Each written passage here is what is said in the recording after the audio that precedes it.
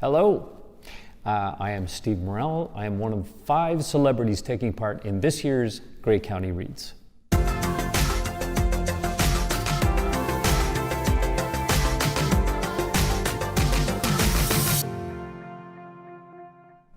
I am a performer as well as a arts administrator, where we're working right now at the Durham Art Gallery.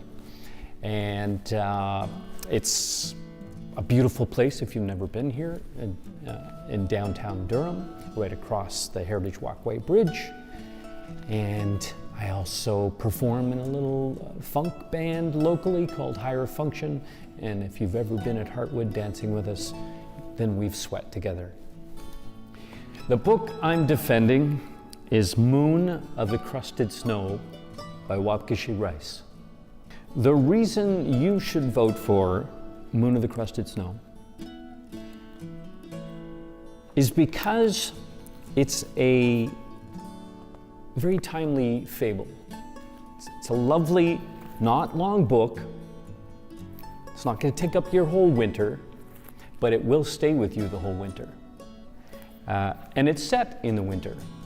It's a very timely, let's say, apocalyptic fable set in a remote, isolated northern First Nations community. Another reason why in Grey you should read, since we are on beautiful First Nations territory and have 2 First Nations brothers and sisters right beside us, both of the Chippewas and Nawash, as well as the Ojibwe Nation, the Saugeen First Nation. So very apropos that way. It's an amazing little glimpse from I can't remember the Anishinaabe word for it, a glimpse into, for European culture to look into a First Nations culture. And as Eden Robinson quotes on the back, it's chilling in all the best way. And in fact, Waubgeshig has this wonderful ability to write something that simultaneously warms your heart and chills you to the bone, which is really an interesting read. Why else should you vote for this book? Partly because, Waubgeshig comes from Waubgeshig, just on the other side, just outside of Parry Sound. That's where I grew up. It's one of the reasons why I chose for me what is a local hometown author. And he now splits his time between Sudbury and Waubgeshig. And for me, I wanted to take, a little peek into obviously his own experience, because it's very different from the townies' experience of what you grow up. And as you get older, it's always great to find new insights into the way you thought things were and the way things really are.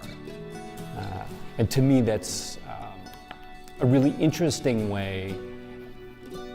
And I think he's very fair in the author's take on both the European culture and how we still reach into those remote areas, how they still rely on the European cultures of the South, as he calls them in the book, but also in the ways that the people on the First Nations in the book anyway have maybe adopted too much the ways of the South, to the detriment of their survival.